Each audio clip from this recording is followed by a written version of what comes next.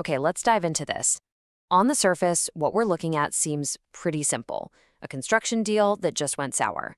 But this one case would end up spiraling into a decade-long legal saga, a massive fight involving millions of dollars, 7 different court judgments, and a battle over some of the most complex principles in law. This isn't a straight path to justice. It's a judicial roller coaster.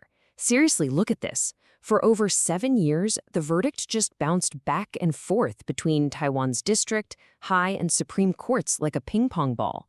Every single time one side thought they'd won, boom, the decision was overturned, sending everyone right back to the beginning. So, you have to be asking yourself, how is that even possible? How can one single case be judged 7 separate times and still not be over? To really get why this case is stuck in this endless legal loop, we've got to unpack the deal that started it all and the powerful legal ideas that just keep twisting the outcome. So let's rewind. It all kicked off with a contract way back in 2009. On one side, you've got a construction company, Honglai. On the other, a family of landowners, the Yus. The deal was for a joint project, and it involved a big payment, over 9.5 million new Taiwan dollars. Sounds straightforward, right? Well, almost immediately, the story just shattered into 2 completely opposing versions. Honglai, the developer, basically says, hey, we paid them the money, but then the Yu family blocked us from getting on the site. They broke the contract. But the Yu family fires right back, saying, no way. Honglai broke the contract first by trying to cut us out of the deal. We had every right to terminate it, and that money was for handing over our property, which we did. Both sides are pointing fingers, both claiming the other is at fault. So with both sides completely dug in, the case, of course, goes to court. But instead of getting any clarity, the first couple of verdicts delivered totally opposite results. This really set the stage for all the years of chaos that were about to follow. Okay, so first up, in 2017, the district court takes a look and sides with the landowners. Their reasoning? The developer, Honglai, didn't follow the correct urban renewal process. But just a year later, the High Court completely tosses that ruling out. It just ignored the whole urban renewal angle and zoomed in on one single thing: the contract's 5-year expiration date. Now, that huge reversal was built on the very first major legal doctrine that would come to define this case. It's a really powerful principle in Taiwanese law called unjust enrichment. So, what exactly is unjust enrichment? Well, think of it this way. If you get paid for a very specific reason, let's say to complete a project, and then for whatever reason that whole project disappears, well, you can't just pocket the money. The law says you've been unjustly enriched, and you've got to give it back. And this is how the High Court applied it. They argued that the 5-year contract itself was the legal reason for that $9.5 million payment. So when that 5-year clock ran out and the contract expired, the reason for the payment, poof, it vanished. And under this logic, it didn't even matter who was to blame for the project failing. The contract was simply over, so the money had to go back. Case closed. Or so they thought. But the Yu family wasn't about to let that stand. They appealed all the way to Taiwan's Supreme Court.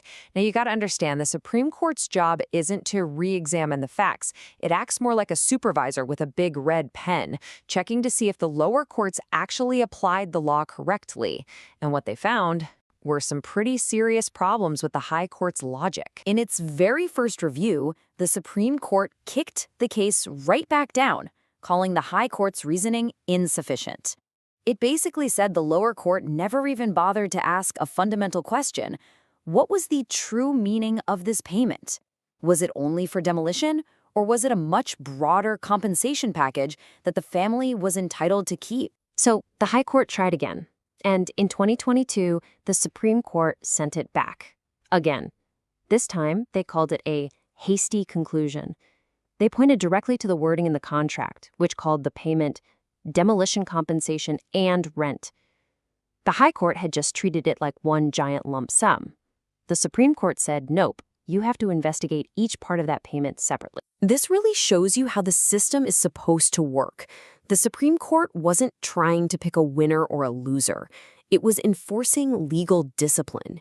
Every time it sent the case back, it was forcing the high court to ditch the easy answers and actually dig into the messy, complicated details of that original agreement. But even after all that, the cycle still wasn't over. In 2024, the Supreme Court reversed the High Court for a third time. And this time, it was because of a completely different but equally powerful legal doctrine: issue preclusion. In simple terms, issue preclusion is the law's way of saying, look, we've already decided this specific point. You don't get to argue it again. It's all about making sure there's some finality. If a court makes a final ruling on an issue, you can't just ignore it and hope for a different result in a new case. It's settled. And this is exactly where the High Court messed up. See, in a separate but related case between the same parties, a court had already made a final ruling. This project was, legally speaking, an urban renewal project. But in its 2023 decision, the High Court just ignored that. It treated the deal like any old construction project. The Supreme Court saw this as a massive error. It ruled that the High Court was bound by that previous decision and had violated the rule of issue preclusion. So, after a full decade, 7 judgments, and 3 separate Supreme Court reversals, what does this legal marathon actually teach us about the system? I think it all comes down to this one number: 3. 3 separate times, the highest court in the nation looked at the lower court's work and found the legal reasoning so flawed that it had to hit the reset button. 3 times. Everyone involved was sent right back to square one. This isn't just a number. It's a symbol of a decade literally lost inside a legal maze. So what are the big takeaways here? First, that interpreting a contract is incredibly hard. The true meaning of just a few words can be debated for years and years. Second, that these powerful legal doctrines aren't just academic. They can completely change the entire outcome of a case. And finally, this is just a stark reminder of how incredibly elusive a final, definitive answer can be when the law itself becomes the battleground. Which leaves us with one last massive question. The case is now going back to the High Court for what will be its 8th judgment. After everything we've seen, what legal principle or what kind of simple agreement could possibly bring this judicial roller coaster to a final, complete stop? It's a question that really shows you how hard it is to find the end of the road when you're busy fighting over the map itself.